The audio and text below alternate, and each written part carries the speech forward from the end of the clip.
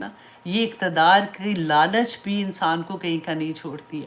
اچھا، اب یہاں پہ یہی چیز آپ لوگ اپنے مائنڈ میں رکھیں گے تو آپ کو یہ سٹوری بہت اچھے سے سمجھ آئے گی، کیونکہ یہ اقتدار کی جنگ نہیں تھی، لیکن کیونکہ آج کل کے زمانے میں بھی ویسی کچھ چیزیں ہو رہی ہوتی ہیں جیسے یزید نے کیا تھا، یا اس زمانے میں ان کے جو فادر تھے امیر معاویہ تھے، تو وہ جو چیزیں ہمیں سمجھ آتی جب ہم ہسٹری پڑھتے ہیں، تو ہم اس کو نام جب دینے کی کوشش کرتے ہیں تو پھر ہمیں یہ لگتا ہے کہ اچھا اس سے کسی اور کا دل نہیں دکھے، تو اچھا ہم کیسے اس چیز کو سمجھیں۔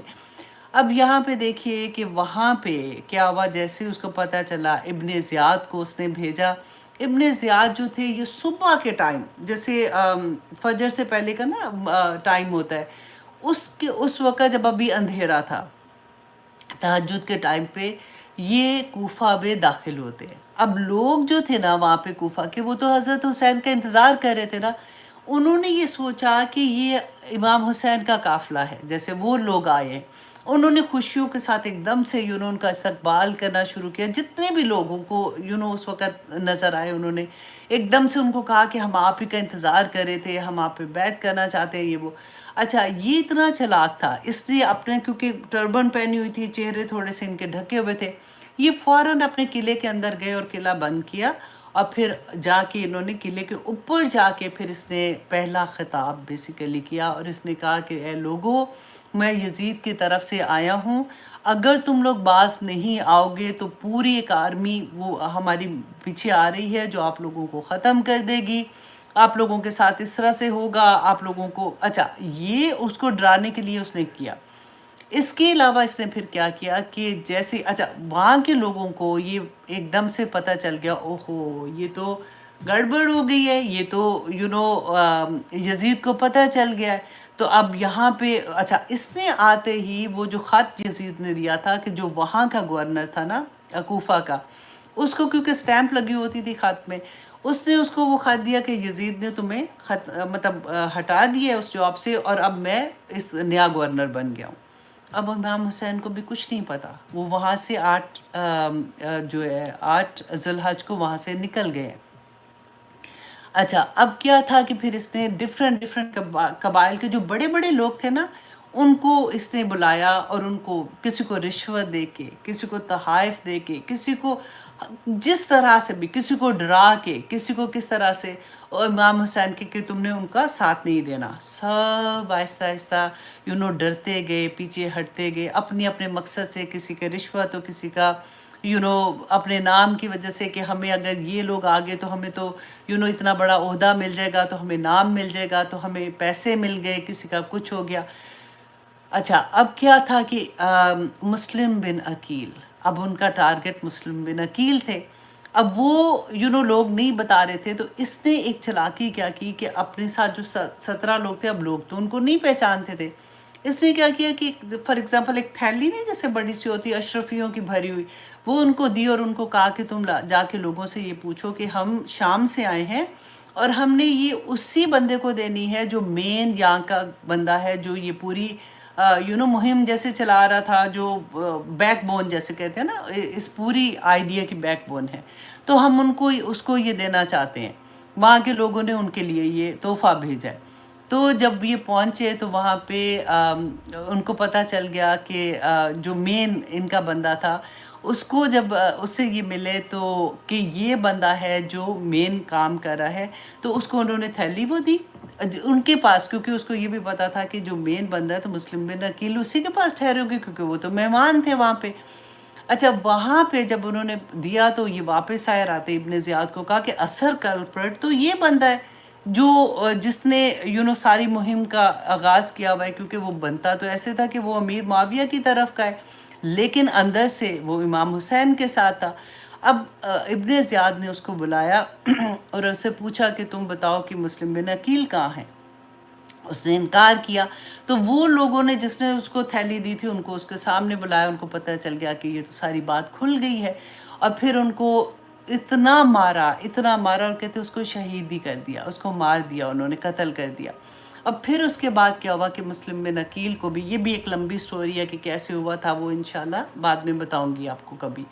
اچھا اب مسلم بن عقیل فائنلی پکڑے گئے، اور ان کو انہوں نے کیا کیا کہ جو ان کو پکڑنے کے لیے آیا تھا گورنر، جو ان کے آرمی کا ہی جیسے بندے تھے، ان کا پورا گروپ تھا جس کو انہوں نے فوج کے بندے تھے، اس طرح سے ان کو بھیجا تھا۔ اس نے کیا کیا آ کے جب مسلم بن عقیل کو پکڑا تو انہوں نے کہا، تھے تو مسلمان ہی نا، تو مسلم بن عقیل نے کہا کہ اچھا تم مجھے پکڑ رہے ہو، مجھے پتہ ہے کہ میری اب جان تم لوگ نہیں چھوڑو گے، میرے ساتھ تم نے جو کچھ کرنا ہے تم کر لو، مجھے کوئی پرواہ نہیں ہے، لیکن میرے ساتھ ایک وعدہ کرو کہ امام حسین کو کسی طرح سے یہ میرا پیغام پہنچا دو کہ جہاں سے بھی ہے نا وہ واپس چلے جائیں، یہاں پہ سب کچھ بدل گیا، لوگ بدل گئے ہیں اور سب پیچھے ہٹ گئے ہیں، آپ یہاں پہ نہیں آئیں۔ اس نے ان سے وعدہ کر لیا کہ ٹھیک ہے میں یہ تمہارا کام کر دوں گا۔ اب کیا ہوا کہ امام جو مسلم بن عقیل ہے نا، ان کو قلعے کے اوپر لے جا کے تمام لوگوں کو پہلے بلایا، اکٹھا کیا گیا، اور وہاں سے ان کو نیچے پھینکا گیا اور ان کو قتل کر دیا گیا اس کے بعد، اور لوگوں کو ڈرانے کے لیے کہ دیکھو اگر تم نے امام حسین کا ساتھ دیا تو ہم یہ کچھ بھی تمہارے ساتھ کر سکتے ہیں۔ اللہ اکبر۔ اب یہ کس دن واقعہ پیش آ رہا ہے؟ امام حسین 8 ذی الحج کو وہاں سے نکلے، 9 ذی الحج عرفہ کا دن، اللہ اکبر، اور یہ واقعہ پیش آتا ہے کہ مسلم بن عقیل کو قتل کر دیا جاتا ہے۔ اب جیسے ان کو قتل کر دیا، اب وہ وہاں سے نکل گئے ہیں، اب جیسے ہی راستے میں یہ پہنچتے ہیں تو کربلا کے کوفہ کے نزدیک ابھی تھوڑی دور ہی ہیں، تو امام حسین نے اپنے ایک قاصد کو بھیجا کہ جا کے کوفہ کے لوگوں کو بتا دو کہ میں پہنچنے والا ہوں، مطلب ہمارا قافلہ آ رہا ہے۔ اچھا اب ابن زیاد کو یہ پتہ تھا کہ امام حسین کسی بھی وقت میں پہنچیں گے، تو اس نے کیا کیا کہ اتنا سخت پیرا وہاں پہ کہہ دیا کہ جو کوئی شہر کے کوفہ کے اندر آ رہا ہے یا باہر جا رہا ہے، اس کی پوری سکیننگ ہو رہی ہے، جیسے آج کل کے ورڈ میں آپ کہیں، اور چیک کر رہے ہیں کہ کون جا رہا ہے کون آ رہا ہے۔ قاصد جب آیا تو اس کو تو نہیں پتا تھا، وہ تو اسی شوق میں، مطلب کہ جیسے کہ سارے کے سارے لوگ ہیں، مسلم بن عقیل نے جیسے میسیج دیا تھا، تو اس سے جب پوچھا تو اس نے کہا کہ ہاں میں تو یہ پیغام لے کے آیا ہوں کہ امام حسین بس پہنچنے ہی والے ہیں۔ تو اس کو پکڑ لیا، اس کو بھی اسی طرح سے لوگوں کو اکٹھا کیا، اور جو ہے اوپر سے ان کو بھی نیچے پھینکا اور ان کو قتل کر دیا گیا۔ اچھا جب یہ قاصد واپس نہیں گیا نا، تو امام حسین نے ایک اور قاصد بھیجا کہ ان کو جا کے وہ یہ اطلاع دے دے۔ اب یہ جو دوسرا قاصد تھا اس کو بھی اسی طرح سے پکڑا۔ جب اس کو قلعے کے اوپر لے جا رہے تھے نا، تو اوپر جا کے اس کو پھینکنے سے پہلے اس نے چیخ کے ایک دم سے کہا کہ لوگوں امام حسین پہنچنے والے ہیں، تم لوگ تیار ہو جاؤ۔ اب وہ یہ اس کو نہیں پتا تھا کہ سارے کے سارے لوگ اتنے بدل گئے ہیں، اس کو یہ تھا کہ ابن زیاد نے ایسے کر رہا ہے، لیکن لوگوں کو میں انفارم کر دوں تاکہ یہ لوگ اپنی تیاری کر لیں۔ اس کو بھی قتل کر دیا گیا۔ اب کیا ہوا تھا کہ امام حسین اب بالکل جیسے اس کے کوفہ کے نزدیک پہنچ رہے ہیں، بلکہ کربلا کے بالکل پاس ہیں، تو ان کو وہ جو آدمی تھا ابن اشر، جو ان کو پکڑنے آیا تھا مسلم بن عقیل کو، اور ابن اشر نے ہی وعدہ کیا تھا کہ ٹھیک ہے میں آپ کا پیغام جو ہے وہ امام حسین کو پہنچا دوں گا۔ تو ابن اشر کا جو قاصد ہے وہ امام حسین کو ملا، وہ نکلا وہاں سے کسی بھی بہانے سے، اور اس نے جا کے جب ان کو مسلم بن عقیل کا بتایا کہ ان کو قتل کر دیا گیا ہے، لوگوں کو اس طرح سے ڈرا دھمکا کے، اور یہ سچویشن ہو گئی ہے اور لوگوں کو راستے سے ہٹا دیا گیا ہے، اور اب کوئی وہاں پہ ایسا نہیں ہے جو آپ کا ساتھ دے گا۔ اللہ اکبر۔ امام حسین کو پتہ چل گیا کہ یہ تو ساری بازی ہی الٹ گئی ہے۔ اب امام حسین چاہ رہے تھے کہ وہ واپس چلے جائے، لیکن مسلم بن عقیل کے بیٹے اور ان کے بھائی وہ بھی امام حسین کے ساتھ تھے، کیونکہ وہ اہل بیت میں سے تھے، تو انہوں نے یہ کہا کہ نہیں ہم اب واپس نہیں جائیں گے، ہم اپنے بھائی اور اپنے باپ کا بدلہ لیں گے۔ اور امام حسین نے جب ان کو سمجھایا تو انہوں نے کہا کہ نہیں آپ چلیں ادھر، کیونکہ ایسا نہیں ہو سکتا، کوفہ کے لوگ جو ہیں جب وہ آپ کو دیکھیں گے تو وہ کبھی بھی واپس ایسا نہیں کر سکتے ہیں، انشاءاللہ آپ فکر نہیں کریں، وہاں پہ سب آپ کا ساتھ دیں گے۔ اللہ اکبر۔ اب امام حسین آتے ہیں، آگے تھوڑا آتے ہیں، اب وہ قافلہ آگے آ رہا ہے۔ اب کربلا کے میدان میں امام حسین اپنے خیمے لگاتے ہیں، اور یہ بات ہے 3 ہجری کی، اور بعض کتابوں میں یہ 2 ہجری کا واقعہ آتا ہے اور بعض میں یہ 3 ہجری کا آتا ہے۔ اب جیسے ہی امام حسین ادھر پہنچتے اپنا قافلہ لگاتے ہیں، اچھا ابن زیاد نے جیسے اس کو مسلم بن عقیل کا یہ پتہ چلا سب کچھ، اس نے اسی وقت نا ایک بندہ بھیجا یزید کے پاس کہ مجھے آرمی چاہیے، امام حسین ایسے آ رہے ہیں اور ان کے اگینسٹ مجھے لگتا ہے کہ کوئی ہو سکتا ہے کوئی بڑا واقعہ بھی ہو جائے، تو مجھے ہیلپ چاہیے، کیونکہ جب اس کو بھیجا تھا تو 17 لوگ تھے اس کے ساتھ، ابھی تک کوئی آرمی نہیں تھی۔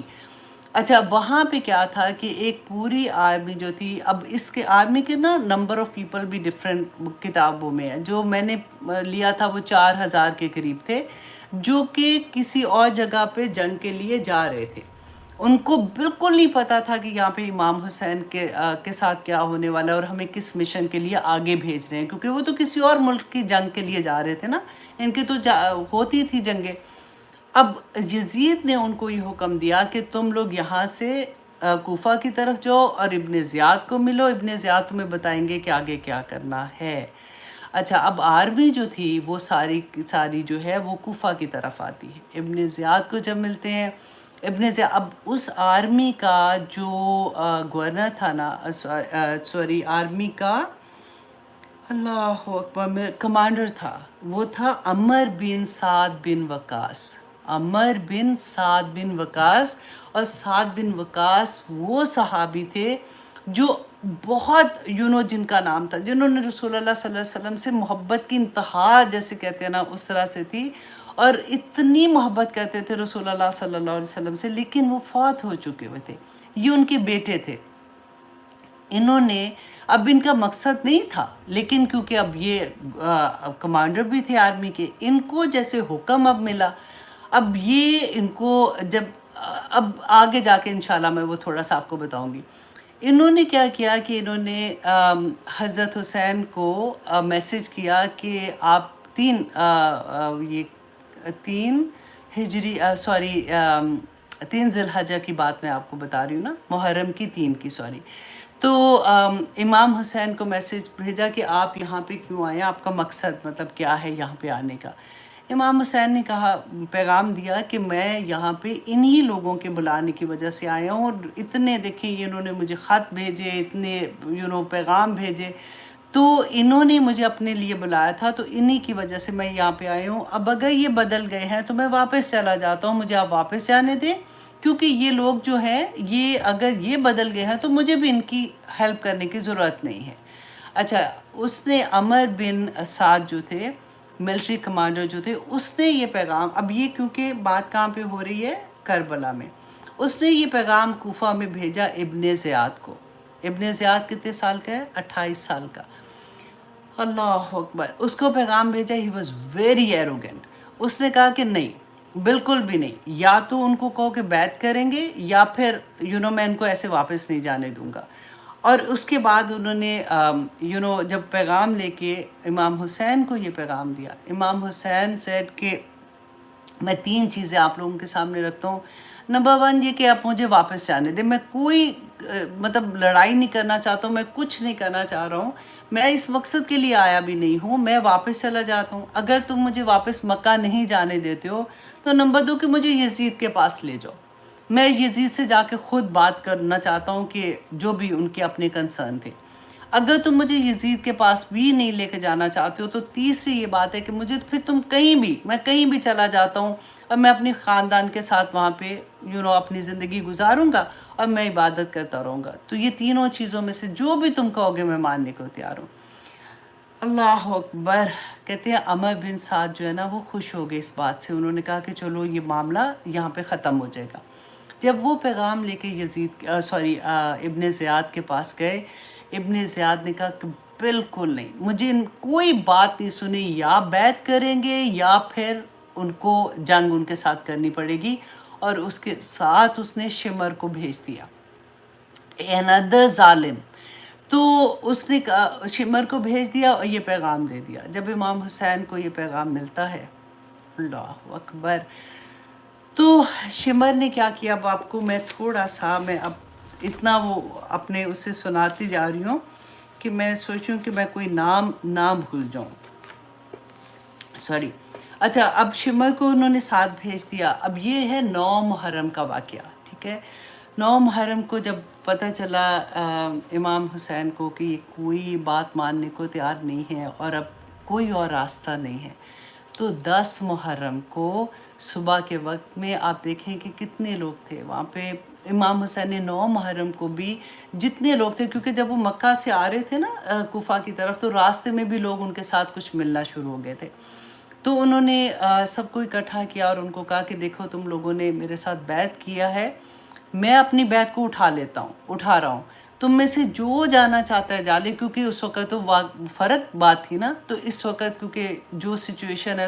اس کے مطابق میں آپ لوگوں کو اجازت دیتا ہوں، میں تم لوگوں کو مڑ کے بھی نہیں دیکھوں گا، جو پیچھے سے جا سکتا ہے وہ چلا جائے، میرا کسی کے اوپر کوئی گلہ نہیں ہے۔ تو آخر میں پتہ ہے کتنے لوگ کہتے ہیں 70 سے 80 لوگ صرف رہ گئے، ان میں سے زیادہ تو اہل بیت تھے اور کچھ ایسے تھے جو ان سے محبت کرنے والے کچھ بچے تھے، کچھ عورتیں تھیں اور کچھ بچے تھے۔ اچھا، اب 10 محرم کو صبح کے وقت میں یہ آپس میں ان کی لڑائی ہوتی، ادھر 4000 کی فوج، اور ادھر دیکھیں، اور اس سے پہلے آپ دیکھیں 3 دن پہلے سے پانی بھی بند کر دیا گیا تھا، کیونکہ ابن زیاد کو یہ تھا کہ پیاس سے بھوکے جب یہ رہیں گے تو یہ ٹوٹ جائیں گے، پھر یہ آسانی کے ساتھ یہ مان جائیں گے۔ اب 10 محرم کو اتنی بڑی فوج کے سامنے آپ دیکھیں پہلے کیا ہوا کہ یہ جتنے بھی اہل بیت تھے، جتنی محبت کرنے والے تھے نا، وہ سارے امام حسین کے ارد گرد جمع ہو گئے تاکہ ان کو کوئی نقصان نہ پہنچے، بڑی جان نثاری سے، بہت انہوں نے لڑائی، ان کے ساتھ آپس میں جو بھی لڑائی ہو رہی تھی وہ امام حسین کو بچانے کی کوشش کی، لیکن کیا ہوا کہ ایک ایک کرتے ہوئے قتل کرتے گئے، ان کو شہید کرتے گئے، اور ایک ایک ختم ہوتا گیا، اور آخر میں امام حسین بالکل اکیلے رہ گئے اور زخموں سے چور ہیں اور بالکل اکیلے ہیں۔ اتنے میں شمر نے کہا، اس کے ساتھ شمر کے ساتھ تھا سنان بن انس، سنان بن انس کو شمر نے کہا کہ تم تیر چلاؤ۔ اللہ اکبر۔ اچھا، میں پڑھ رہی تھی اس میں کہ فوج میں سے نہ کوئی ایک بھی ایسا نہیں تھا، وہ اس وقت ڈر رہے تھے کہ ہمارا تیر جو ہے وہ ہمارے تیر سے امام حسین کی شہادت نہ ہو، لیکن پتہ نہیں اب یہ کتنی سچی بات تھی کتنی نہیں تھی، کیونکہ جو واقعہ پڑھتے ہیں تو مجھے تو سمجھ بھی نہیں آ رہی تھی کہ یہ والی بات کو میں کیسے، کیا مطلب کس طرح سے بیان کروں۔ اب کہتے ہیں کہ جو ہے اس نے شمر نے سنان بن انس کو کہا کہ تم تیر چلاؤ، جب اس نے تیر چلایا تو اس سے امام حسن کو وہ لگا، تو کیونکہ وہ پہلے سے زخمی تھے تو وہ ایک دم سے زمین پہ گرے، اور شمر اور سنان بن اللہ اکبر انس نے تلوار سے ان کا سر دھڑ سے علیحدہ کر دیا۔ تو اللہ اکبر، اور پھر اس کے بعد کہتے جتنے شہید ہوئے تھے ان سب کے سر کاٹ دیے اور نیزے کے اوپر لگا کے، اللہ اکبر، اتنا مشکل ہوتا ہے یہ۔ میں کوشش کر رہی تھی کہ میں ان واقعات کو میں بیان ہی نہیں کر سکتی، آنیسٹلی میں صرف آپ لوگوں کے سامنے ہسٹری رکھ رہی تھی، اور رکھنے کی کوشش بھی کر رہی ہوں کہ ہسٹری جو ہے وہ بیان کرنی پھر آسان ہوتی ہے۔ تو کہ پھر کیا ہوا تھا کہ اللہ اکبر، اسی طرح سے یہ جو قافلہ تھا ان کی باڈیز کو پورے، ان کے گھوڑے چلا دیے اوپر، ان کے خیموں کو آگ لگا دی، اور پھر جو حضرت علی کی بیٹی تھی زینب، کیونکہ امام حسن کی بہن تھی، وہ بھی اہل بیت میں سے تھی، وہ ساتھ تھی، ان کے بچے تھے، زین العابدین صرف بچے تھے کیونکہ ان کو بخار تھا، تو he was only 22-23 years old۔ تو اس طرح سے وہ سارے لوگوں کو لے کے ابن زیاد کے بعد کوفہ کی طرف لے کے جا رہے تھے۔ کہتے ہیں کہ حضرت علی کے زمانے میں، حضرت علی جب کوفہ آئے تھے پہلی دفعہ، گورنر تھے نا، کوفہ آئے تھے خلیفہ بن کے، تو اللہ اکبر، حضرت زینب کو ایسے ویلکم کیا تھا، وہ شہزادی تھی نا کیونکہ خلیفہ کی بیٹی تھی، اور یہی لوگ تھے جنہوں نے ان کو اتنی عزت، اتنے پیار، اتنے احترام سے رکھا، اور یہ قرآن بھی پڑھاتی تھیں، جب وہ فارغ وقت میں ہوتی تھیں تو وہ ایسے لوگوں کو قرآن کی تعلیم بھی دیا کرتی تھی، اور وہی زینب تھی اس وقت کے کپڑے ان کے، کہتے ہیں برا حال ان کا، भूख प्यास के साथ, और इस तरह से जब उनके काफिला लेके गए हैं, उसके साथ ज़ैनुल आबिदीन है और बाकी पूरे जो साहब अहले बैत थे, उनके सर जो है वो नेज़ों पे लेके वो इब्ने ज़ियाद के पास गए। इब्ने ज़ियाद ने जैसे ही देखा, उसकी खुशी की कोई इंतहा ना रही। उसके हाथ में कोई स्टिक थी, उसके साथ वो इमाम हसन के जो इमाम हसन का जो सर कटा हुआ था, वो तश्त में, मतलब एक जैसे होता है ना बड़ी सी प्लेट, उसके अंदर था रखा हुआ था। तो अपनी स्टिक से ना उसकी बेहुरमती कर रहे थे। तो कहते हैं कि उधर अल्लाह अकबर, उधर एक सहाबी रसूल थे, दो डिफरेंट नाम आते हैं, डज नॉट मैटर। कहते हैं वो, उन्होंने जब देखा वो बूढ़े हो चुके थे, उनको वो गुस्से से लरज़ उठे। उन्होंने कहा कि तुम क्या कर रहे हो, ये मैंने अपनी आंखों से रसूलुल्लाह सल्लल्लाहु अलैहि वसल्लम को इनके होंठों से को चूमते हुए देखा है, तुम ऐसे नहीं करो। तो कहते उसने कहा कि अगर बूढ़े, अगर तू चुप नहीं हुआ तो मैं तुझे भी कत्ल कर दूंगा। और वो गुस्से से निकले और उन्होंने निकलते निकलते बोलते जा रहे थे, कूफा वालों तुमने अच्छा नहीं किया, तुमने अल्लाह अकबर, तुमने रसूलुल्लाह सल्लल्लाहु अलैहि वसल्लम के फूलों को कत्ल करवा दिया, तुमने अच्छा नहीं किया। अब यहाँ पे जैसे ही, अब यहाँ पे थोड़ा सा ब्रेक दूसरी तरफ लेके मैं आपको जाती हूँ कि क्या हुआ था कि जैसे ही ये वाक़या पेश आया, उसके बाद तो डेफ़िनेटली ये पूरा काफ़िला जो है उसको यज़ीद के पास भेजा गया। अब मक्का और मदीना में लोगों को ये ख़बर पहुँचती है। अब देखें, कहते उम्मे सलमा को जैसे ये ख़बर पहुँची तो इतना वो रोई और उन्होंने कहा कि अल्लाह लानत करे ज़ालिमों पर।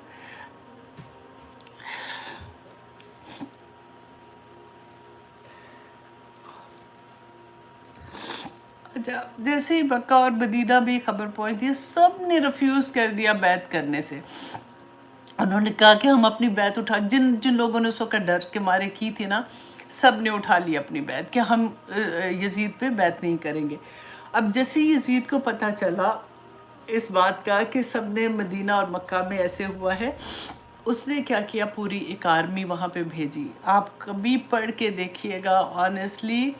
वाक़या हर्रा, इसको आप पढ़ के देखिएगा। अगर आपको के पास यासिर कादी की भी अगर आप सुन सकते हैं ना स्पीच, तो आप वो भी सुन के देखिएगा, क्योंकि उसने सीरा में बहुत प्यारा बयान किया है। कहते वाक़या हरा जो है, अल्लाह अकबर, रूह कांप जाती है। एक तरफ ये इमाम हुसैन की शहादत, दूसरी तरफ अब क्या था कि यजीद ने वहाँ पे कई लोग देखे, मैं जब पढ़ रही थी ना, तो कई लोग ऐसे हैं जो कहते हैं कि नहीं, यजीद जो था ना, अब इवन हमारे सुन्नी मुसलमानों में भी ना, कुछ कहते हैं कि नहीं, यजीद जो था ये बहुत पायस था, उसका कोई कसूर नहीं था। कुछ कहते हैं नहीं, उसका कसूर था, ये डिफरेंट था। मैं कहती हूँ कि अगर तुम करबला के वाक़े को कहते हो उसका कोई कसूर नहीं था, तो फिर यहाँ पे आप देखिए वाक़या हरा पढ़ के देखो कि इसमें फिर किसका कसूर था कि 3 दिन मदीना को उसने हलाल करवा दिया। सारी फ़ौज जो थी वो मुसलमान फ़ौज थी, सारी की सारी फ़ौज जब मदीना में दाखिल हुई, कहते एक एक सहाबी को पकड़ के कत्ल किया गया। और सहाबियात जो थी वहाँ पे, उनके साथ जो उनकी बेहुरमती की गई, वो लफ्ज़ मेरे मुँह से नहीं निकलते कि उनके साथ क्या किया उन लोगों ने। और मदीना में मस्जिद नबवी में उन्होंने अपने घोड़े बांधे, जो वहाँ पे पेशाब वलीद करते रहे और उसको नापाक करते रहे, उस जगह को ख़राब करते रहे। तो इतने दिन वहाँ पे उसने जुल्म किया। उसके बाद जो मक्का में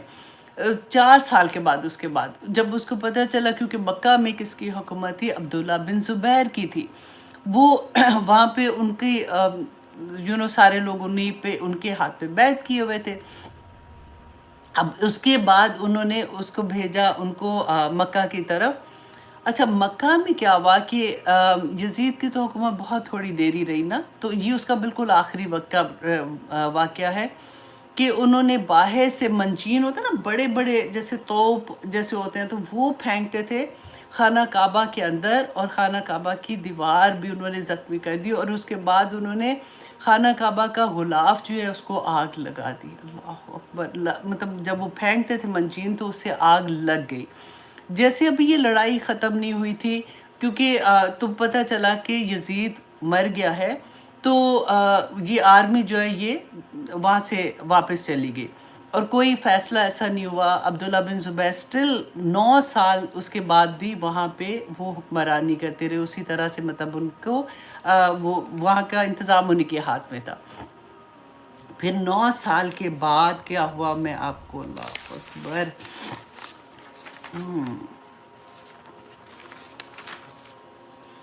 اچھا جی، 9 سال تک ان کی حکومت رہی. 74 ہجری میں عبداللہ بن مروان نے حجاج بن یوسف کو پھر بھیجا اور عبداللہ بن زبیر کو قتل کرنے کے لیے. اور حجاج بن یوسف نے جب حملہ کیا تو پھر 1 ہفتہ وہ وہاں پہ جو خانہ کعبہ کے اندر جس طرح سے خون ریزی ہوئی. اور پھر عبداللہ بن زبیر دیکھیں صحابی تھے اور حضرت اسما کے بیٹے، اور اتنے اب یہ ہماری ہی تو ہسٹری ہے نا، کہ ہم جب پڑھتے ہیں کہ عبداللہ بن زبیر کو پھر انہوں نے قتل کیا، اور پھر 1 ہفتہ تک خانہ کعبہ کے دروازے پہ ان کی لاش کو لٹکائے رکھا، 1 ہفتہ تک. اللہ اکبر. تو یہ ایسے جب ہم ہسٹری پڑھتے ہیں نا تو پھر سوچتے ہیں کہ ہمیں اس سے کیا سبق ملا. ہم نے تو، ہمارے پاس تو اتنی چیزیں ہیں کہ ابھی بھی اگر آج بھی ہم اس سے سبق نہ لیں تو پھر ہم کدھر جائیں گے. دیکھیے وہی بات ہے کہ سب کچھ ہوتا رہا. یہ ہمیں واقعہ کیوں بتایا جا رہا ہے، ہمیں کیوں پڑھنے کو بتایا جاتا ہے؟ کیونکہ ہم اسے سبق سیکھیں. امام حسین نے حق و باطل کی جنگ میں کس طرح سے حق کا ساتھ دیا. انہوں نے اپنے، وہ ہم نے پڑھا تھا نا، ان اللہ اشتری من المؤمنین انفسهم واموالهم بان لهم الجنہ، کہ اللہ سبحانہ تعالیٰ نے مومن کی جان اور مال خرید لیا. کس کے عوض خریدا تھا؟ جنت کے عوض. امام حسین، دیکھیں رسول اللہ صلی اللہ علیہ وسلم کی وہ حدیث بھی یاد کریں کہ جب آپ برائی کو دیکھو تو اس کو ہاتھ سے روکو، نہیں تو اس کو زبان سے روکو. اگر وہ نہیں کر سکتے تو دل سے روکو، اور وہ کمزور ترین حالت ہے. اب امام حسین تو کوئی چھوٹے لیول پہ آ کے نہیں نہ روک سکتے تھے. انہوں نے یہ کر کے دکھایا کہ حق کا ساتھ دینا ہے اور حق کا ساتھ دیں گے. اور آپ دیکھیں ابن زیاد کا پھر کیا ہوا تھا 7 سال کے بعد. ابن زیاد کو اسی طرح سے 10 محرم کو اسی طرح سے اس کو قتل کیا گیا تھا. اسی طرح ابراہیم جو تھے اس نے اس کو قتل کیا، اور اس کا سر جو تھا وہ مختار کے سامنے پیش کیا گیا تھا. اور ہوا کیا تھا کہ کہتے ہیں کہ سارے لوگوں کو اسی طرح سے بٹھایا، کیونکہ انہوں نے اس وقت یہ سوچا کہ ہم نے اب ایک ایک سے بدلہ لینا ہے. جنہوں نے امام حسین کو قتل کیا تھا، جنہوں نے ان کو شہادت دی تھی، ان سے ہم نے بدلہ لینا ہے. تو ایک ایک بندے کو پکڑ پکڑ کے انہوں نے پھر مارا بھی. اب یہاں پہ ایک اور بات جو میں ہسٹری میں، اب میں پہلے سے اس کو تھوڑا سا آگے لے گئی تھی، کہ ہوا کیا کہ پھر 4 سال کے بعد کوفہ کے لوگوں کو یہ بیچ بیچ میں احساس ہونا شروع ہوا کہ ہم نے اپنا وعدہ پورا نہیں کیا، ہم سے یہ غلطی ہوئی ہے. اور ہم نے، اگر ہم ان کے لیے کھڑے رہتے تو پھر یہ واقعہ پیش نہیں آتا، کیونکہ ہم نے ہی ان کو بلایا تھا، امام حسین کو. تو انہوں نے پھر یہ ان کا ایک گروپ بنا تھا جو توابین کے نام سے تھا. اور توابین جو تھے نا، یہ وہ لوگ تھے، انہوں نے کہا کہ اب ہم امام حسین کی شہادت کا بدلہ لیں گے. لیکن ابن زیاد کی وجہ سے ان کے سامنے وہ کھڑے نہیں ہو سکے، اور وہ اس طرح سے ان کو کامیابی اس میں نہیں ملی تھی. لیکن جب یہ گروپ نکلا سیریا کی طرف جانے کے لیے، ابن زیاد سے بدلہ لینے کے لیے، تو راستے میں جب کہتے ہیں کہ یہ کربلا سے گزرے تھے، تو یہ ان کو اتنا دکھ تھا اس بات کا کہ یہ پھر کربلا میں 1 دن رہے، اور وہاں پہ یہ روتے رہے، نوحہ پڑھتے رہے، پیٹتے رہے، اور اپنے آپ کو ان کی یاد میں وہ قصے بیان کرتے رہے. تو وہ اسی بات کو لے کے وہ کہتے ہیں کہ پھر ہر سال پھر یہی ایک رسم ان کی چلتی رہی کہ وہ 10 محرم کو وہاں پہ جاتے تھے اور وہ روتے تھے، اور وہ اس طرح سے امام حسین کے ساتھ جو انہوں نے وعدہ خلافی کی اس کو یاد کرتے تھے اور روتے تھے. یہ بھی ایک پوائنٹ تھا جو میرا میں آپ لوگوں کے سامنے شیئر کرنا چاہ رہی تھی. دیکھیں ہسٹری جو ہے نا وہ ڈفرینٹ طرح سے، میں نے ایک چیز اور بھی دیکھی. ایک زمانے میں میں انڈیا گئی تھی، تو وہاں پر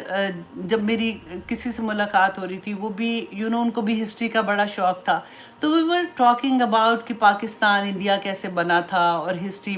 تھوڑی سی جیسے مجھے بھی شوق تھا، میں بھی اسی طرح سے ان سے بات کر رہی تھی. And first time I was amazed کہ وہ جو واقعہ بتا رہے ہیں نہیں نہیں نہیں نہیں ایسے نہیں ایسے ہوا تھا، وہ مجھے کہ نہیں نہیں نہیں نہیں ایسے نہیں ایسے ہوا تھا. تو ان کی ہسٹری جو تھی جو ان کے پاس پہنچی ہے تو ڈیفینیٹلی وہ ان کے حق میں تھی، جو ہمارے پاس ہسٹری تھی وہ ہمارے حق میں تھی. تو اسی طرح سے میں نے یہ ریئلائز کیا کہ دیکھیں ڈفرینٹ فرقے ہیں نا، جیسے فار ایگزامپل شیعہ ہے، سنی ہے، یا جو بھی، ہر ایک کے پاس ایک اپنی ہسٹری ہے. اور میں سنی ہوں تو ڈیفینیٹلی میں اپنی ہسٹری پڑھوں گی، میں اسی پہ بلیو کرتی ہوں. اسی طرح سے دوسرا ہے اگر وہ اپنی ہسٹری پڑھتا ہے. تو میں نے یہاں پہ ایک بہت بڑا پیغام یہ بھی دینا تھا کہ دیکھیے ہمیں نا ججمنٹل بہت زیادہ اس طرح کی چیزوں سے نہیں ہونا چاہیے. ہمیں صبر کے ساتھ دیکھنا چاہیے کہ وجہ کیا ہے، رائٹ. تو ان کا میرا بھی قصور نہیں ہے. ان کو یہ سمجھنا چاہیے بھائی میرے پاس یہی ہسٹری آئی ہے، مجھے یہی بات کا پتہ ہے اور میں اسی کو سچ سمجھتی ہوں. ان کے پاس وہی ہسٹری ہے، وہ اسی کو سچ سمجھتے ہیں اور وہ اسی پہ عمل کر رہے ہیں. لیکن اللہ سبحانہ تعالیٰ سے دعا کرنی چاہیے کہ ہمیں اس سے سبق کیا ملا. دیکھیے اس پورے واقعے میں کلپریٹ کون تھے؟ سب سے پہلے آپ دیکھیں کوفہ والے، جنہوں نے پہلے سے بیک آف ہو گئے، بلایا اور پھر بیک آف ہو گئے. نمبر 2 ابن زیاد تھا. نمبر 3 یہ کہ شمر تھا، جو جس نے سر کو دھڑ سے علیحدہ کر دیا. اور نمبر 4 یزید تھا، جس کی وجہ سے یہ سارا واقعہ پیش آیا تھا. اور ہم پھر یہ کہیں کہ نہیں جی یہ ایسے نہیں ہے. آج بھی مسلمانوں میں بہت سے لوگ ہیں جو یہ اس بات پہ لڑائی باقاعدہ کرتے ہیں کہ نہیں وہ ایسے نہیں تھے، وہ ایسے نہیں تھے. میں کہتی ہوں کیا ہو گیا ہے؟ کچھ تو کوئی ہسٹری کا کوئی ایک بھی پوائنٹ اٹھا لو اور کچھ نہیں سوچو. چلو ادھر آپ لوگ پھر بھی یہ کہہ دیتے ہو کہ نہیں نہیں یہ غلط لکھا گیا، یہ آپ کو نہیں پتا. تو واقعہ ہرا میں کیا غلط لکھا گیا تھا؟ اور پھر وہ جو مدینہ میں بھیجا تھا عبداللہ بن زبیر کو قتل کرنے کے لیے، اس میں کیا غلط تھا؟ اب دیکھیں یہ ساری کی ساری بات اگر آپ دیکھیں نا، بنو امیہ اور بنو ہاشم، یہ قریش کے 2 ایلیٹ کلاس قبیلے نہیں ہوتے جیسے ویسے، تو یہ آپس میں کزنز بھی تھے. اور بنو امیہ جو تھے نا، یہ شروع سے جو جنگی انتظام کرنا اور جنگوں میں جانا، یہ سارا ان کے ہاتھ میں تھا. اور بنو ہاشم جو تھے نا، جو رسول اللہ کا قبیلہ تھا، بنو ہاشم جو تھے نا، یہ شروع سے ہی مور انٹو، وہ کہنا چاہیے نا پائس قسم کے. اور پھر خانہ کعبہ کے متولی، ابھی اسلام نہیں آیا اس سے پہلے کی میں بات بتا رہی ہوں، خانہ کعبہ کے متولی تھے جو حج کے لیے لوگ آتے تھے، ان کی خدمت کرنا، ان کو پانی پلانا اور وہ ساری چیزیں، خانہ کعبہ کی چابی، یہ سارے کے سارے بنو ہاشم. اور دوسری طرف وہ تھے. اور شروع سے ان میں راولری چل رہی تھی، تھوڑی نہ بہت ان کی آپس میں کھٹ پٹ چلتی رہتی تھی. اور وہ چلتے چلتے اب زین العابدین، جب آپ دیکھیں کہ کوفہ والوں نے 122 ہجری، یہ کربلا کب ہوا ہے؟ 61 ہجری کا پہلے ہی مہینہ تھا نا، محرم. 122 ہجری میں زین العابدین کے ساتھ اگین سیم چیز واقعہ ہوا. زین العابدین کو بھی انہوں نے ایسے خط لکھے، ان کو بلایا، وہ مدینہ میں تھے، ان کو بلایا کہ نہیں آپ آ جائیں، ہم آپ کے ساتھ ہیں، ہم آپ کے ساتھ لڑیں گے، مل کے دوسروں کے ساتھ لڑیں گے. کیونکہ زین العابدین بھی جب وہاں پہ پہنچے تو انہوں نے کہا کہ آپ ابو بکر اور عمر کے بارے میں ان کے لیے برا جیسے بولتے تھے، یہ آپ ایسے ان کے بارے میں بات کریں. تو زین العابدین نے کہا نہیں میں ایسے نہیں کر سکتا ہوں، کیونکہ وہ تو صحابہ رسول تھے، میں کیسے ان کو برا کر سکتا؟ میری تو جنگ امیہ کے ساتھ ہے، بنو امیہ کے ساتھ ہے، میں تو ان کے لیے آیا. تو انہوں نے وہاں بھی انکار کر دیا کہ ٹھیک ہے اگر آپ یہ نہیں کرتے تو ہم پھر آپ کے ساتھ مل کے جنگ بھی نہیں کریں گے. عباسیوں کا دور تھا، عباسی پھر آئے اور انہوں نے زین العابدین کو بھی شہید کر دیا، قتل کر دیا تھا اسی طرح سے. اور اب اس کے بعد ان کا ایک جو فرقہ بنا تھا اس کو زیدی زیدی شیعہ جو تھے، یہ یمن کے ہیں. یہ زیدی شیعہ جو ہے نا، یہ کسی صحابہ کو برا نہیں کہتے، ان کا یہ بہت کلوز ٹو وہی ہیں جیسے ہم لوگ ہماری جو ہسٹری ہمیں جو بتائی گئی ہے یا جس پہ ہم بلیو کرتے ہیں، اسی طرح سے یہ بھی اسی طرح سے بلیو کرتے ہیں. تو یہ ہماری ہسٹری تھی جس کو میں نے آپ لوگوں کے سامنے رکھا، کیونکہ ہم سورہ توبہ کر رہے ہیں اور ہم نے بہت سی چیزیں اس میں بھی پڑھ لی تھی، اور میں یہ بھی چاہ رہی تھی کہ ہم یہ بھی جان سکیں کہ آج کے دور میں بھی یہی کچھ ہو رہا ہے۔ ہم کب سمجھیں گے، ہمیں یہ بات کی کب سمجھ آئے گی کہ حق کے لیے کھڑے ہونا، اور کھڑے ہوتے ہیں پھر ڈر بھی جاتے ہیں، اور پھر ہمیں خرید بھی لیا جاتا ہے، ہر طرح سے چیزیں ہوتی ہیں، لیکن اللہ سبحانہ تعالیٰ ہمیں توفیق عطا کرے کہ ہم حق کا ساتھ دینے والے ہو جائیں اور ہم باطل کے ساتھ جنگ کر سکیں۔ اور حق اور باطل ضروری نہیں ہے کہ یہ جنگوں میں ہونا ہے، ہمارے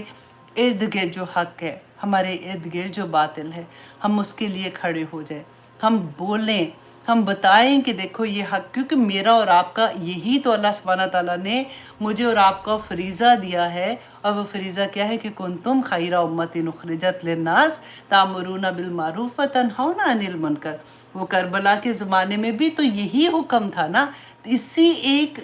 ایک بات کی بنا پر تو امام حسین کھڑے ہوئے تھے کہ ہم نے یہ، کیونکہ خیر دینی ہے اور برائی سے روکنا ہے، اور برائی کو روکنے کے لیے ہی وہ نکلے تھے اور انہوں نے اپنی جانیں دے دی تھی۔ آج میرے اور آپ کے لیے بھی امام حسین سے کوئی چھوٹا حکم تو نہیں ہے، قرآن تو میرے لیے بھی ویسے ہی ہے جیسے امام حسین کے لیے تھا، میرے لیے بھی ویسے ہی ہے جیسے اہل بیت کے لیے تھا۔ تو میں آج کیا کر رہی ہوں؟ میں آج برائی اپنے آنکھ سے دیکھتی ہوں، میں نے تو وہ اراؤنڈ جتنی بھی برائیاں ان کو اتنا نارم کر دیا کہ وہ برائیاں کوئی نہیں لگتی ہیں، کہ ٹھیک ہے جی کوئی بات نہیں۔ آج کے دور میں اگر آپ یہ سوچیں کہ ہم چھوٹا سا بھی کام یہ کرنا شروع کر دیں گے نا، کہ برائی کو روکنے کے لیے اپنی زبان ایٹ لیسٹ کھولنا شروع کر دیں گے، تو آپ سوچئے کہ ہمارا درجہ وہ صحابہ کے قریب ہو جائے گا، کیونکہ آسان تو نہیں ہے نا آج بھی برائی کو روکنا۔ آپ جس کو روکیں گے وہ آپ کی بات ہی نہیں سنے گا، اگر سنے گا بھی تو آپ کو انسلٹ کرنے کی کوشش کرے گا، یا اس طرح کی چیزیں ہوں گی، تو پھر کہنا مشکل لگتا ہے نا۔ آج بھی دیکھیں یزید آج بھی ہے، وہ سسٹم یزید ہو گیا،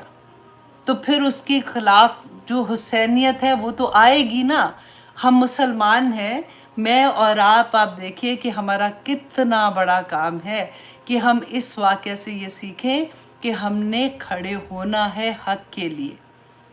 اور کچھ نہیں تو دل سے تو ایٹ لیسٹ برا کہنا۔ ہم نے برائیوں کو اتنا نارمل کر لیا کہ ہمیں برائی ہی نہیں لگتی، لگے گی تو اس کے خلاف کھڑے ہوں گے نا۔ تو اللہ سبحانہ تعالیٰ سے توفیق مانگتے ہیں، اللہ سبحانہ تعالیٰ ہم ماؤں کو ایسے بچے پیدا کرنے کی توفیق دے کہ جو حق کے لیے کھڑے ہو جائے، حق کے لیے لڑنے کو تیار ہو جائے۔ اللہ سبحانہ تعالیٰ ہمارے گھروں پہ اپنی رحمتیں نازل کرے، اللہ سبحانہ تعالیٰ ہمارے بچوں کو، ہمارے خاوند کو ہماری آنکھوں کی ٹھنڈک بنا کے رکھے، اللہ سبحانہ تعالیٰ ہم پہ اپنی رحمتوں کے سائے نازل رکھے۔ آمین ثم آمین۔ آج کی کلاس ہم یہی ختم کرتے ہیں۔ میں امید کرتی ہوں کہ آج کی کلاس جو ہے اس سے ہم کچھ نہ کچھ سبق سیکھ سکیں۔ آمین ثم آمین۔ انشاءاللہ نیکسٹ ویک میں ہماری سورہ توبہ میں بھی لاسٹ کلاس ہو سورہ توبہ کی، اور یا پھر ایک اور کلاس ہوگی، کیونکہ اس میں بھی اتنے پیارے سبق ہے،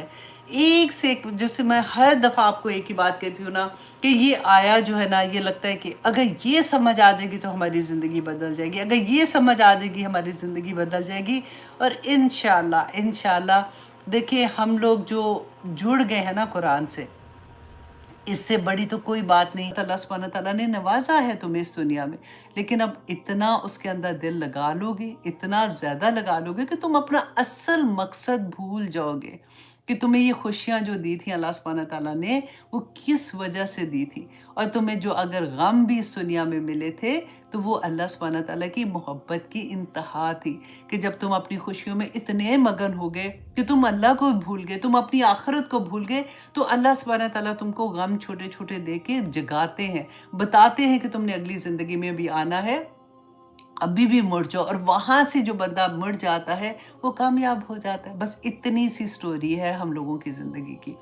تو آئیے جناب ہم شروع کرتے ہیں انشاءاللہ سورۃ القاریہ۔ اچھا جی، سورۃ القاریہ، قاریہ جو ہے نا یہ ہے نام قیامت کا۔ قیامت کا ڈیفرنٹ طرح سے ہم نے دیکھا کہ قرآن پاک میں ہم نے پہلے بھی کتنے جب سے ہم 30th پارہ پڑھ رہے ہیں، الحاقہ، اس کے علاوہ الغاشیہ، الطامۃ الکبریٰ، الواقعہ، ہم نے یہ سارے نام قیامت کے پڑھے کہ اللہ سبحانہ تعالیٰ نے ڈفرینٹ اور ہر ایک کا مطلب ڈفرینٹ ہے، ٹھیک ہے؟ تو اللہ سبحانہ تعالیٰ نے ڈفرینٹ طرح سے ہمیں بتایا کہ دیکھو وہ دن ایسا ہوگا، وہ قیامت جو ہے نا، القاریہ جو ہے نا، یہ ایکچولی اسم الفاعل ہے، جو فاعل کہتے ہیں کام کرنے والا. تو یہ جو قیامت ہوگی جس کو اللہ سبحانہ تعالیٰ نے قاریہ کہا ہے، یہ کیا کام کرے گی، پھر اس کی ایکسپلینیشن انشاءاللہ آج ہم دیکھیں گے. اچھا جی، اس سے پہلے ہم یہ دیکھیں کہ کیونکہ میں بہت دیر سے سوچتی تھی ایک چیز آپ کو سمجھانے کے لیے، لیکن وہ ابھی ویسا والا مقام نہیں آیا تھا، تو میں نے سوچا کہ ابھی ویٹ کرتی ہوں جب تک ہم اس جگہ پہ نہیں پہنچ جاتے ہیں. اب یہ سورہ قاریہ وہ مقام ہے جہاں پر آپ کو یہ لگے، یہاں پہ ہم لوگوں کو 11 آیات ہیں نا اور 1 رکوع ہے. تو جو مصحف، جو قرآن پاک ہمارے ہاتھ میں ہے اور جو قرات ہم کرتے ہیں نا، اس کو امام عاصم کوفی جو ہیں ان کی کوفی قرات ہم کرتے ہیں. اس قرات کے مطابق ہماری یہ سورہ میں 11 آیات ہیں. اچھا، اب ہو گیا کیا کہ قرآن پاک میں ایک بات اور بھی آپ انڈرسٹینڈ کر لیں. اچھا، جو نئے لوگ ہیں نا، وہ جو صرف لسنر ہیں، وہ اپنے اوپر سے یوں کر کے گزار دیں، لیکن جو نوٹس بناتے ہیں، سنتے ہیں پراپر، ان کے لیے میں اس لیے بتا رہی ہوں کہ کل کو جب وہ سنیں گے تو وہ ایسے نہیں کہ نہیں ایسے نہیں ہو سکتا، کہ ان کے کان میں یہ چیز جائے گی، یہ لفظ ہوں گے تو ان کو پتا ہوگا کہ ایسا ہو سکتا ہے کہ قرآن پاک میں قرآن پڑھنے کے قرات کے کل کہتے 10 طریقے ہیں. اچھا، ان میں سے 7 قرات ایسی ہیں جو تواتر کے ساتھ ان کا رسول اللہ صلی اللہ علیہ وسلم کے ساتھ اس کی سند ملتی ہے. قرآن کی آیات کا کاؤنٹ قرات کے حساب سے کچھ صورتوں میں ایسا ہوا ہے کہ کوفی کاؤنٹ میں، اس کو کوفی میں اس کو کہہ رہی ہوں کہ امام عاصم کوفی جو ہے، کوفی کاؤنٹ میں انہیں 11 آیات ہے، اور دوسری قرات میں کہیں 10 اور کہیں 8 قرات بھی آتی ہیں. اچھا، ان آیات کی اب آپ نے یہ ہے کہ فار ایگزامپل یہ 11 ہیں، اگر کسی قرات میں آپ کو یہ 10 ملیں گی تو اس کا یہ مطلب نہیں ہے کہ ایک آیا ہی اڑا دی گئی ہے، ایسا نہیں ہے. سیم ٹو سیم ورڈز ہیں. فرق پتہ ہے کہاں پہ ہوگا؟ فرق ہے وصل اور وقف کا. وصل کس کو کہتے ہیں؟ کہ جہاں پہ 2 آیات کے درمیان، جیسے القاریہ آیا ختم، مل قاریہ آیا ختم، تو دونوں آیات کے درمیان میں، مطلب یہ 2 آیات ہو گئی نا، تو وقف اس کو کہتے ہیں جو ودن آیا ہوتی ہے، جہاں پہ جیسے سانس ٹوٹ جاتا ہے تو ہم تھوڑی سی بریک لیتے ہیں نا، اس کو کہتے ہیں، اس کو وقف کہتے ہیں. اچھا، اب ہوا کیا تھا کہ جیسے صحابہ نے رسول اللہ صلی اللہ علیہ وسلم سے قرآن ڈفرینٹ ٹائپ پہ ڈفرینٹ سورہ سنتے رہے، تو ان کو یہ لگا فار ایگزامپل کہ یہاں پہ رسول اللہ صلی اللہ علیہ وسلم نے وصل کیا ہے جبکہ رسول اللہ نے وقف کیا تھا، کیونکہ وقف اینڈ وصل بھی رسول اللہ صلی اللہ علیہ وسلم نے جیسے کیا تھا ویسے ہی ایگزیکٹلی قرآن میں ہے، کیونکہ یہ باقاعدہ ایک علم ہے جس کو علم الفواصل کہتے ہیں، اور اس پہ بہت زیادہ اس پہ کام ہو چکا ہوا ہے، ڈن ہو چکا ہوا ہے. تو اس میں اس لیے کہ جب آپ، میں بتانے کی مقصد یہ ہے کہ اگر آپ موراکو جاتے ہیں یا سوڈان جاتے ہیں تو وہاں پہ فار ایگزامپل جمعہ کی نماز ہے، آپ مسجد میں بیٹھے ہوئے، آپ نے قرآن کھولا تو آپ دیکھتے ہیں کہ وہاں پہ تو سورۃ القاریہ جو ہے وہاں پہ 8 آیات نظر آ رہی ہیں. تو آپ کہیں گے کہ یہ کیا ہوا؟ تو اس لیے آپ نے پریشان نہیں ہونا، کیونکہ وہ ڈفرینٹ قرات جو ہوتی ہیں اس کے مطابق اس میں ڈفرینٹ آیات ہیں. جیسے ہم کہتے ہیں نا قرآن پاک میں 114 صورتیں ہیں پورے قرآن پاک میں، بالکل ایگزیکٹلی وہی ہیں، word to word exactly same ہے. لیکن جیسے ہم آیات کا کہتے ہیں نا کہ 6666 6666 ٹوٹل قرآن میں آیات ہیں. اب بعض دفعہ آپ کو یہ ڈفرینٹ ملے گا نمبر، تھوڑا سا نمبر ادھر ادھر ہوتا ہے، وہ اسی وجہ سے، یہ وقف اور وصل کی وجہ سے ہے. لیکن آپ نے پریشان نہیں ہونا، میں نے سوچا کہ یہ امپورٹنٹ بات ہے، ابھی یہ مقام بھی ایسا آیا تھا تو میں نے کہا میں آپ کو تھوڑا سا بتا دیتی ہوں، جب علم ایسی چیزوں کا ہوتا ہے تو آسانی ہو جاتی ہے. اچھا جی، اب ہم آتے ہیں اپنی کلاس کی طرف. اعوذ باللہ من الشیطان الرجیم، بسم اللہ الرحمن الرحیم. القاریہ، القاریہ کہتے ہیں کھٹکھٹانے والی. اب دیکھیے یہ قیامت کا نام ہے جیسے میں نے آپ کو بتایا، اور جو پہلے عرب والے لوگ تھے نا، جو پہلے مخاطب تھے قرآن کے، وہ اس لفظ سے واقف تھے. ہم لوگ جو ہوتے ہیں نا، ہماری کیونکہ لینگویج نہیں ہوتی تو ہم نے ہمیں نہیں پتہ چلتا، اچھا اللہ قاریہ، ٹھیک ہے، اللہ سبحانہ تعالیٰ نے اس میں قیامت کی بات کی ہے، لیکن دے نو کہ اس کی انٹینسٹی کیا ہے۔ اب دیکھیں کہ جب رسول اللہ صلی اللہ علیہ وسلم یہ آیات سنا رہے ہوں گے اور ایک ہی لفظ میں یہ کہہ کہ القاریہ اور پھر رک گئے، تو ان کو اس وقت کیا حالت دل کی ہوگی کہ اللہ سبحانہ تعالیٰ یہاں پہ کیا پیغام دینا چاہ رہے ہیں، کیونکہ میں نے جیسے بتایا نا کہ ان کی لینگویج میں یہ لفظ استعمال ہوتا تھا، اور اس کے ہم ڈیفرنٹ شیڈز پہلے دیکھیں کہ کس کس طرح سے یہ لفظ استعمال ہوتا تھا، اور اس کی پھر انٹینسٹی اس قاریہ کی آپ کو پھر سمجھ آئے گی انشاءاللہ۔ جیسے نمبر 1 میں نے یہ بتایا کہ یہ اسم الفاعل ہے، تو جیسے ہم کہتے ہیں نا جیسے القاریہ، اور اسی طرح سے العابدہ جیسے نام ہوتا ہے، ہم کہتے ہیں الساجدہ، الحافظہ، بالکل وہی والے پیٹرن پہ ہے یہ کہ جو کوئی کام کرنے والی، کیونکہ قاریہ جو ہے یہ اللہ کی مخلوق ہے، تو اللہ سبحانہ تعالیٰ اس کو بیان یہاں پہ کر رہے ہیں کہ یہ اس دن کیا حال ہوگا اس دنیا کا۔ اب ہمیں یہ لگتا ہے کہ ہمارے تو ابھی تو قیامت کی کوئی نشانیاں، بڑی بڑی نشانیاں بھی پڑی ہوئی ہیں، قیامت ہماری زندگی میں تو آنی نہیں ہے۔ قیامت ہر انسان کی زندگی میں آئے گی، جو آدم علیہ السلام سے لے کے آخر تک جب قیامت کا سور پھونکا جائے گا نا، اس وقت تک جتنے انسان بھی اس دنیا میں آئے ہیں ان پہ سب پہ قیامت آئے گی۔ کیسے آئے گی؟ آپ کو یاد ہے جب دوسرا سور پھونکا جائے گا نا، سارا معاملہ تو وہاں پہ ہوگا کہ جب قبروں سے نکلیں گے اس وقت کیا حال ہوگا، کیا وحشت کا عالم ہوگا، کیونکہ القاریہ کا لفظ جو ہے نا، یہ عرب کے لوگ جو ہیں وہ کوئی اس طرح سے استعمال کرتے تھے جیسے دو چیزیں اب سوچیے آپس میں زور سے ٹکرا جائے نا، تو اس سے دل جیسے دہل جاتا ہے، کوئی زور کی آواز آپ کو آتی ہے تو ایک دم سے دل ایسا ہو جاتا ہے نا، اس کے لیے وہ قاریہ کا لفظ استعمال کرتے تھے۔ اور دوسرا جیسے کہتے ہیں کہ جیسے بچوں کا آپ کو یاد ہے جھنجھنا جو ہوتا ہے، ریٹل کرتے ہیں جیسے چھن چھن کرتے ہیں اور زور زور سے بچے ہلا رہے ہوتے ہیں، اس دن اس زمین کا وہ حال ہوگا جو بالکل وہ جھنجھنے کی طرح ہوتا ہے نا۔ آپ سوچیں کہ تھوڑی دیر کے لیے زلزلہ آتا ہے تو انسان کا خوف کے مارے برا حال ہو جاتا ہے، وہاں پہ تو رکنے والا نہیں ہے۔ اللہ سبحانہ تعالیٰ نے فرمایا کہ ایک جھٹکے کے بعد دوسرا جھٹکا، دوسرے کے بعد تیسرا جھٹکا، مطلب وہ ختم ہی نہیں ہوگا، پوری زمین ایک برابر ہو جائے گی۔ آپ نے ورٹیگو کا ورڈ سنا ہوگا، وہ جو ہوتا ہے نا کہ جیسے لوگوں کو چکر آتے ہیں، اور کبھی ان سے پوچھئے کہ ان کو وہ چل بھی نہیں سکتے ٹھیک طرح سے کیونکہ ان کو سمجھ ہی نہیں آتی ہے کہ کیا ہو رہا ہے۔ تو آپ سوچئے پوری زمین اس وقت، پوری زمین اسی طرح سے ہل رہی ہوگی، اسی طرح سے گردش کر رہی ہوگی۔ اچھا، نمبر 2 یہ کہ عرب میں اس ساؤنڈ کے لیے استعمال کرتے تھے جیسے دو چیزوں کے ٹکرانے کی آواز سے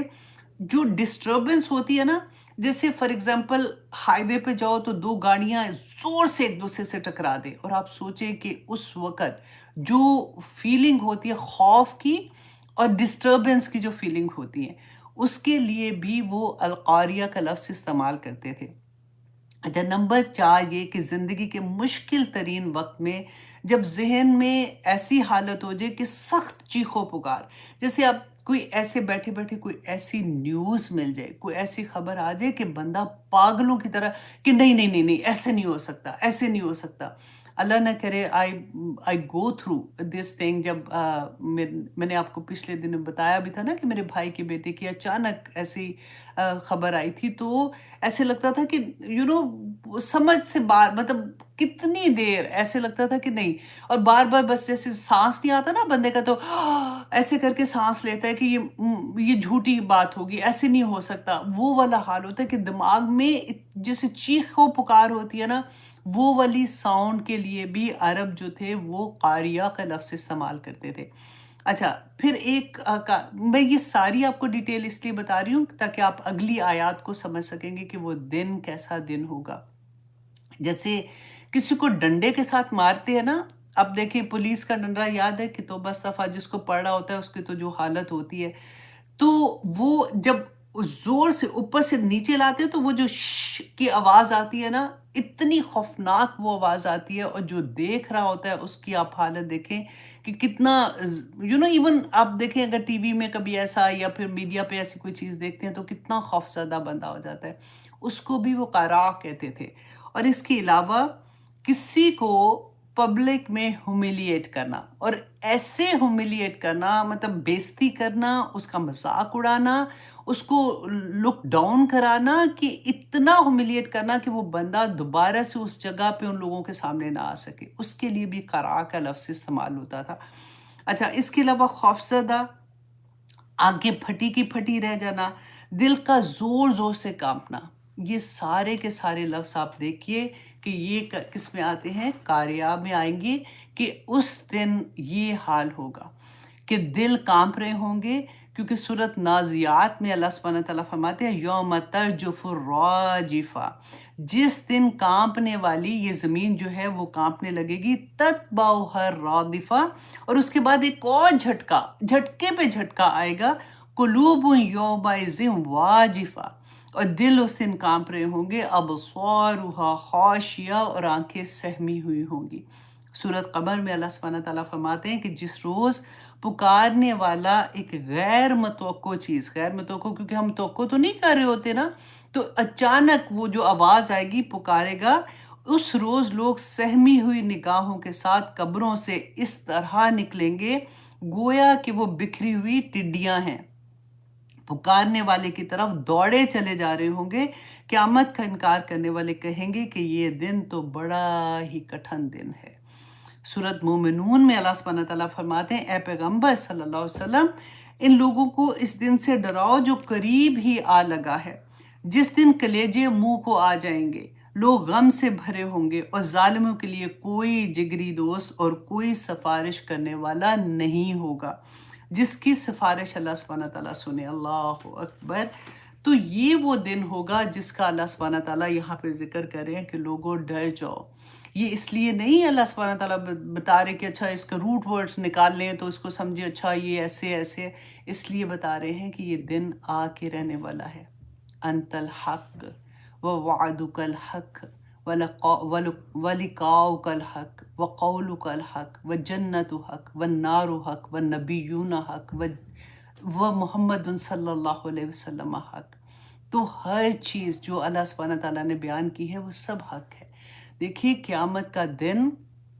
جس دن آئے گا، اور پھر اس کے بعد کی کتنی دفعہ ہم نے بات کی نا کہ وہ پورا مرحلہ کیا ہوگا کہ قبروں سے نکلیں گے کس طرح سے پاگلوں، اور ہر انسان اپنی قبر سے اپنے اعمال کے مطابق نکلے گا۔ جس نے سود کھایا ہوگا وہ اسی طرح سے بدخواست جیسے ہوتا ہے نا، اس طرح سے اللہ سبحانہ تعالیٰ نے بتایا نکلے گا۔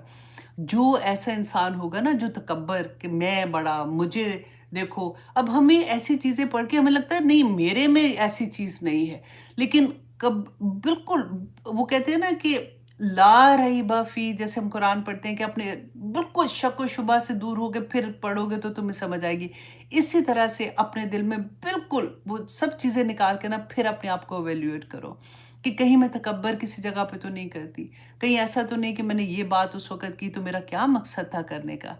رائٹ؟ جب بھی ہم کوئی سینٹنس بولتے ہیں تو اس سینٹنس کے پیچھے کوئی نہ کوئی تو ریزن ہوتی ہے، تو ہم اپنے آپ کو ایویلیویٹ تو ایسے ہی کریں گے نا۔ تو جو انسان نے دنیا میں تکبر کیا ہوگا وہ چونٹیوں کی طرح قبر سے نکلیں گے اور لوگ ان کو اپنے پاؤں سے رونتے ہوئے نکلیں گے۔ جو عمل ہم دنیا میں کرتے رہے اسی طرح سے اس دن قیامت کے دن ہم اپنی قبروں سے نکلیں گے، اور جو مومن ہوں گے ان کی شان ہی بڑی ہوگی، نور کے ممبروں پہ بیٹھے ہوں گے۔ اللہ سبحانہ تعالیٰ نے اتنی خوبصورت ان کے لیے انعامات رکھے ہیں کہ اللہ سبحانہ تعالیٰ فرماتے ہیں فَلَا تَعْلَمُ نَفْسٌ مَا أُخْفِيَ لَهُمْ قُرَّةُ أَعْيُنٍ، کہ کوئی انسان نہیں جانتا، کوئی نفس یہ نہیں جانتا کہ اللہ سبحانہ تعالیٰ نے کیا چھپا کے رکھا ہے ان لوگوں کے لیے۔ کوئی چھوٹی بات تو نہیں ہے نا۔ اتنی سی زندگی میں اگر ہم اللہ سبحانہ تعالیٰ کے احکامات کے مطابق اپنی زندگیاں گزار لیں گے تو دیکھیے پھر آخر میں جا کے تو پھر عیاشی ہے نا پوری کی پوری، اور اللہ سبحانہ تعالیٰ آج کی آیات میں بتا بھی دیں گے کہ عیاشی کس قسم کی ہوگی۔ اور پھر اللہ سبحانہ تعالیٰ آپ دیکھیے آگے فرماتے ہیں مل قاریہ، کہ کیا ہے یہ کھٹکھٹانے والی، وَمَا أَدْرَاكَ مَا الْقَارِعَةُ، کہ اے بندے کیا ہے چیز جو تجھے بتائے یہ کہ وہ کون سی چیز ہے جو کھٹکھٹانے والی ہے۔ تجھے کون یہ سمجھائے کہ وہ کیا چیز ہوگی؟ کیونکہ دیکھیں ادراک جو ہوتا ہے نا، ادراکا کے جہاں پہ لفظ آتا ہے، وہ اس کا میننگ ہوتا ہے کہ تم اس کو سمجھ نہیں سکتے ہو، یو کین امیجن اونلی. جیسے ہم کہتے ہیں نا کہ جنت و دوزخ جو دنیا ہے نا وہ اس کا شو روم ہے. جیسے ہم شو روم میں گاڑی لینے جاتے ہیں تو ایک ایک گاڑی ہوتی ہے، لیکن وہ پھر بتاتے ہیں کہ یہ ایسے ہے، یہ ایسے ایسے ہے. پھر ہمیں جو چاہیے ہوتی ہے، پھر وہ پیچھے جہاں پہ گاڑی ہوتی ہے پھر وہاں سے لے کے آتے ہیں. تو شو روم ایک سجایا ہوتا ہے. دنیا جو ہے نا وہ بالکل ایسے ہی ہے. جیسے جنت و دوزخ کے بارے میں اللہ سبحانہ تعالیٰ فرماتے ہیں کہ یہ ہمیں ٹیسٹ کرایا جاتا ہے، حالانکہ کوئی نفس یہ نہیں جانتا، وہ ٹیسٹ کر ہی نہیں سکتا. لیکن جو ہیومنلی پاسبل ہے نا، جیسے کہتے ہیں کہ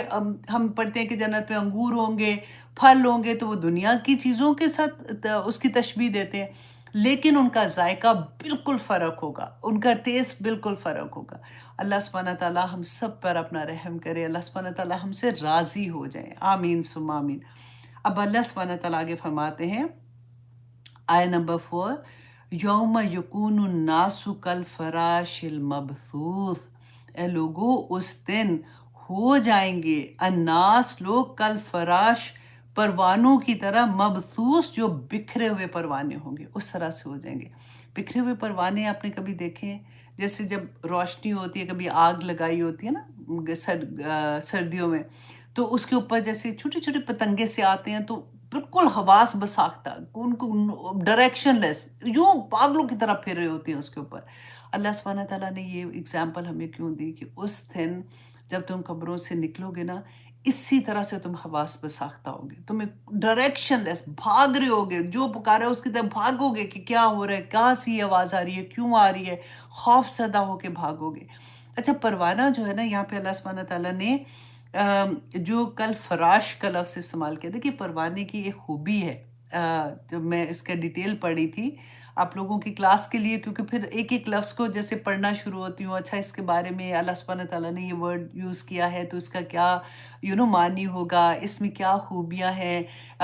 تو میں دیکھ رہی تھی کہ پروانہ جو ہے نا، یہ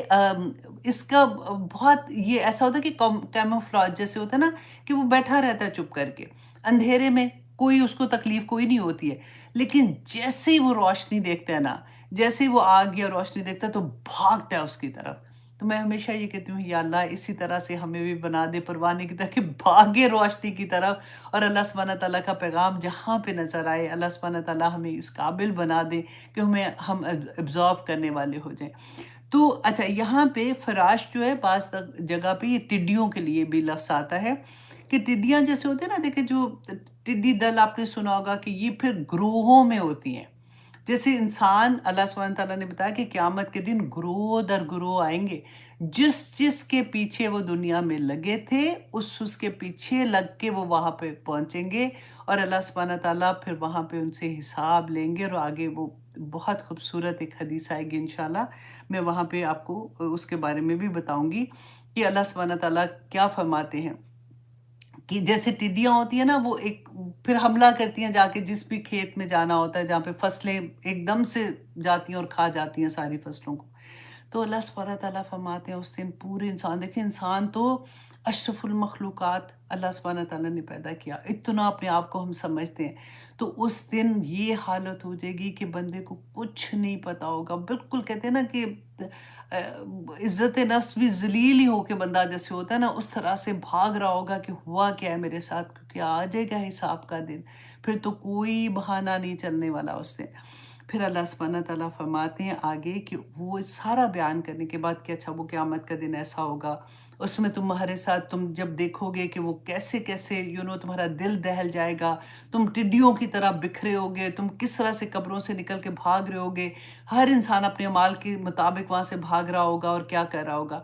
تو کیوں کر رہا ہوگا کہ پھر جب وہ اپنے اس جگہ پہ پہنچے گا جہاں پہ اللہ سبحانہ، اب پورا نقشہ اللہ سبحانہ تعالیٰ نے بدل دیا، کیونکہ یہاں پہ آ کے وہ پورا جو ٹائم تھا اللہ سبحانہ تعالیٰ نے، وہ ہم نے بہت دفعہ پڑھا کہ پھر کیا کیا کیا کیا سٹیجز ہوں گی. تو فَأَمَّا مَنْ ثَقُلَتْ مَوَازِينُهُ، تو پھر رہا وہ جس کا ہوا بھاری نامہ اعمال، جس کا پلڑا بھاری ہوا. اب یہاں پہ میں آپ کو یہ حدیث سنانا چاہوں گی کہ کل فراش المبسوط وتکون الجبال کالعہن المنفوش، یہ رہ گیا تھا، وتکون الجبال کالعہن المنفوش، اور ہو جائیں گے پہاڑ روئی، دھن کی روئی ہوتی ہے نا، جیسے آپ نے وہ زمانہ شاید آپ لوگوں میں سے بہت کم جو میری عمر کے انہوں نے تو دیکھا ہی ہوگا کہ جب ہماری رضائیاں ہوتی تھی سردیوں میں، تو نیکسٹ سردی آنے سے پہلے نا وہ اس زمانے میں جیسے وہ والی مشینیں اس طرح کی نہیں ہوتی تھی،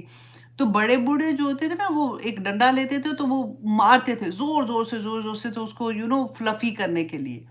تو اللہ سبحانہ تعالیٰ رنگین روئی کی، کیونکہ ہر جگہ پوری دنیا پہاڑ تو ہر کلر کے ہیں نا پوری دنیا میں، اور اب تو ہمیں نظر بھی آتے ہیں جب ہم میڈیا میں دیکھتے ہیں. تو اللہ سبحانہ تعالیٰ فرماتے ہیں کہ انسان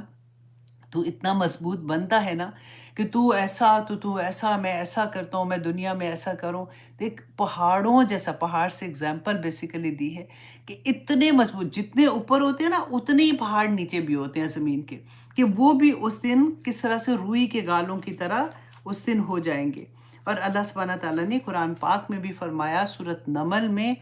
کہ تم دیکھو کہ تم پہاڑوں کو اپنی جگہ جمع ہوا خیال کرتے ہو، حالانکہ قیامت کے دن وہ بادلوں کی طرح اڑے ہوں گے. سورۃ مزمل میں اللہ سبحانہ تعالیٰ فرماتے کہ قیامت کے دن زمینیں اور پہاڑ تھر تھرائیں گے اور پہاڑ ریت کے ٹیلوں کی طرح ہو جائیں گے. سورۃ نبا میں اللہ سبحانہ تعالیٰ فرماتے ہیں وَسُيِّرَتِ الْجِبَالُ فَكَانَتْ سَرَابًا، کہ پہاڑ چلائے جائیں گے اور وہ سراب کی طرح ہو جائیں گے. اب یہاں پہ میں آپ کو ایک حدیث بھی کوٹ کرنا چاہتی تھی کہ بخاری کی حدیث ہے 7439. حضرت ابو سعید خدری بیان کرتے ہیں کہ ہم نے کہا کیونکہ قیامت کی بات ہے نا، تو میں نے کہا وہ سارا ایک معاملہ بھی آپ کے سامنے تھوڑا سا آ جائے کہ کہتے ہیں کہ صحابہ نے رسول اللہ صلی اللہ علیہ وسلم سے فرمایا کہ یا رسول اللہ صلی اللہ علیہ وسلم کی قیامت کے دن کیا ہم اللہ سبحانہ تعالیٰ کو دیکھ سکیں گے؟ تو رسول اللہ صلی اللہ علیہ وسلم نے فرمایا کہ آج تم اگر چاند اور سورج کو دیکھتے ہو تو تمہیں کوئی دقت ہوتی ہے؟ تو انہوں نے کہا کہ نہیں. تو رسول اللہ نے فرمایا کہ قیامت کے دن بھی تم اسی طرح سے اللہ سبحانہ تعالیٰ کو دیکھ سکو گے. پھر فرمایا رسول اللہ صلی اللہ علیہ وسلم نے پھر ایک آواز دینے والا آواز دے گا اور ہر قوم اس کے ساتھ جائے گی کہ جس کی وہ پوجا کرتی تھی یا جس کے پیچھے وہ اس دنیا میں تھی. میں نے آپ کو بتایا تھا نا کہ گروہ جیسے ہو جائیں گے، وہ یہی بات یہاں پہ، اسی لیے میں یہ حدیث بھی آپ کو سنانا چاہ رہی تھی کہ ہر انسان جس کے پیچھے تھا نا دنیا میں، اسی کے پیچھے وہ اللہ سبحانہ تعالیٰ کہیں گے کہ اسی امام کے پیچھے آ جاؤ شاباش، جس کے پیچھے تم لگے تھے دنیا میں. چنانچہ جو اللہ کی عبادت کرتے تھے وہ باقی رہ جائیں گے، اور باقی سارے کے سارے جو ہے وہ اپنے اپنے امام کے پیچھے جائیں گے، اپنے اپنے جن کی وہ پوجا کرتے تھے اور یا جن کے پیچھے وہ لگے تھے. اہل کتاب کے کچھ باقی ماندہ لوگ بھی اس میں ہوں گے. اچھا، اب یہاں پہ ایک اور چیز بھی میں آپ کو بتانا چاہ رہی تھی کہ جب تک اسلام آیا، رسول اللہ صلی اللہ علیہ وسلم پر جب وحی آئی ہے، اس سے پہلے جتنے بھی نبی آئے تھے ان کے جو فالوورز